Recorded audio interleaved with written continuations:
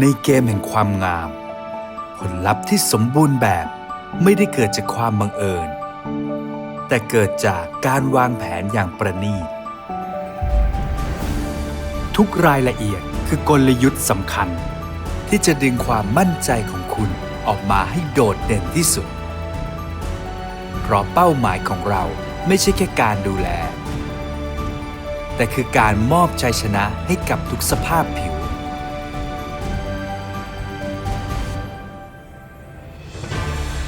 โดยวิสัยคลินิกของเราขอขอบคุณทุกความไว้วางใจที่ให้เราเป็นส่วนหนึ่งในการเดินหมากครั้งสำคัญ